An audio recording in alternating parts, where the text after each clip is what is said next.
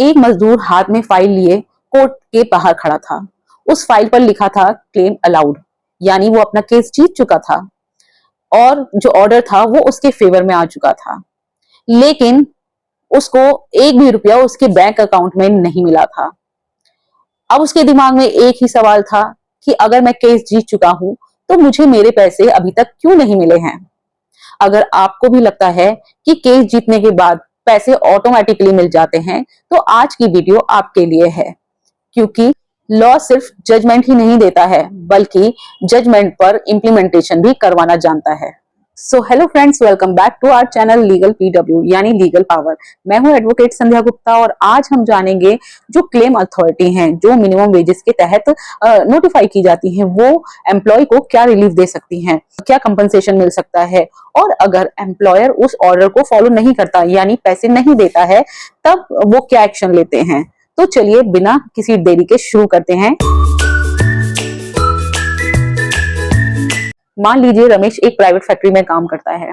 रोजाना सुबह 9 बजे ड्यूटी पर जाता है और शाम तक काम करता है। इवन जो ओवर टाइम है वो भी करता है, लेकिन उसे हमेशा लगता था कि जितनी पेमेंट उसे मिल रही है या सैलरी उसे मिल रही है वो बहुत कम है। लेकिन एक दिन उसे ये पता चलता है कि जिस कैटेगरी में वो काम करता है उस कैटेगरी के लिए गवर्नमेंट ने उससे ज्यादा मिनिमम वेजेस नोटिफाई किए हुए हैं। अब वो क्या करता है कि अपनी सैलरी स्लिप देखता है, जो डॉक्यूमेंट्स है या रिकॉर्ड्स है वो चेक करता है और उसके बाद वो जो क्लेम अथॉरिटी है उसके सामने एप्लीकेशन फाइल करता है।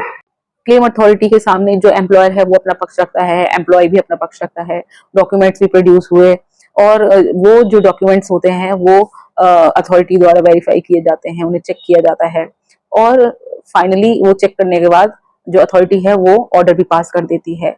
लेकिन यहाँ पर एक बहुत इंपॉर्टेंट बात समझने वाली है कि जो अथॉरिटी है वो सिर्फ ये डिक्लेयर नहीं करती है कि एम्प्लॉयर की गलती है, बल्कि जो अथॉरिटी है वो एम्प्लॉयर को ये आदेश दे सकती है कि जो एम्प्लॉय के जो ड्यू अमाउंट्स हैं वो उसको पे करे, यानी जितनी उसको मिनिमम वेजेस लीगली मिलनी चाहिए थी और जितनी एक्चुअल उसे मिली है उनके बीच का जो डिफरेंस है वो जो अथॉरिटी है वो एम्प्लॉयर को ऑर्डर दे सकती है पे करने के लिए।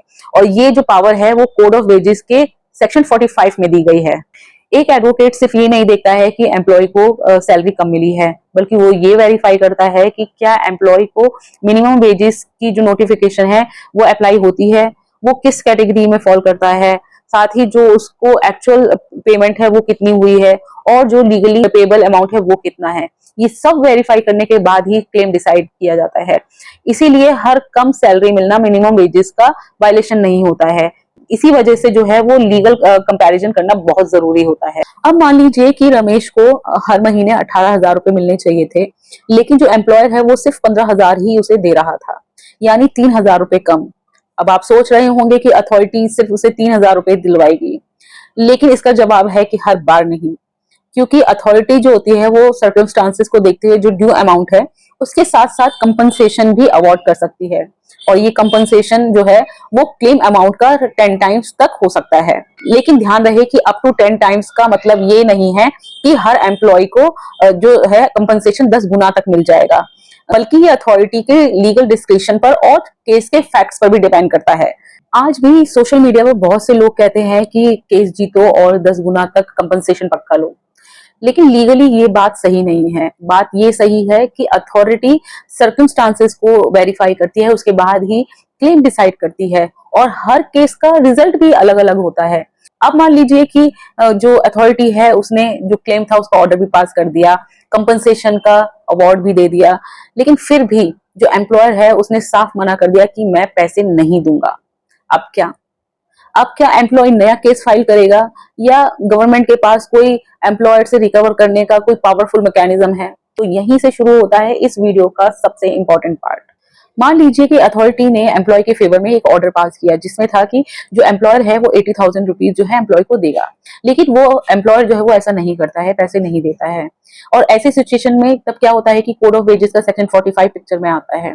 अगर जो एम्प्लॉयर है वो अथॉरिटी के ऑर्डर को नहीं मानता है, उसे फॉलो नहीं करता है, पैसे नहीं देता है, तब जो अथॉरिटी है रिकवर करने के लिए कलेक्टर को एक सर्टिफिकेट इशू करती है। और कई स्टेट्स में ये जो पावर है वो डिस्ट्रिक्ट मजिस्ट्रेट के थ्रू भी एक्सरसाइज होती है।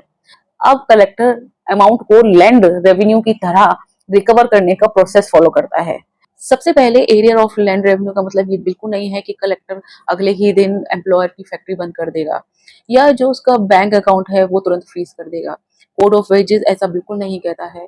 इसका सिंपल मतलब ये है कि यानी जो एम्प्लॉय है वो अकेले ही एम्प्लॉय के पीछे नहीं भाग रहा है, बल्कि गवर्नमेंट का रिकवरी मैकेनिज्म भी एक्टिवेट हो जाता है। इसीलिए जो लॉ है वो सिर्फ एम्प्लॉय को ही ऑर्डर नहीं देता है, बल्कि उस ऑर्डर को एनफोर्स करने का जो मैकेनिज्म है वो भी देता है। और यही कोड ऑफ वेजेस की सबसे बड़ी स्ट्रेंथ है। लेकिन कहानी यही खत्म नहीं हुई है। मान लीजिए कि एम्प्लॉयर कहता है कि अथॉरिटी का ऑर्डर ही गलत है, तो क्या उसके पास कोई लीगल रेमेडी है या अथॉरिटी का ऑर्डर ही फाइनल होगा? तो इसी सवाल का जवाब हम इसके नेक्स्ट पार्ट में करेंगे। तो मिलते हैं नेक्स्ट वीडियो में, तब तक के लिए जय हिंद।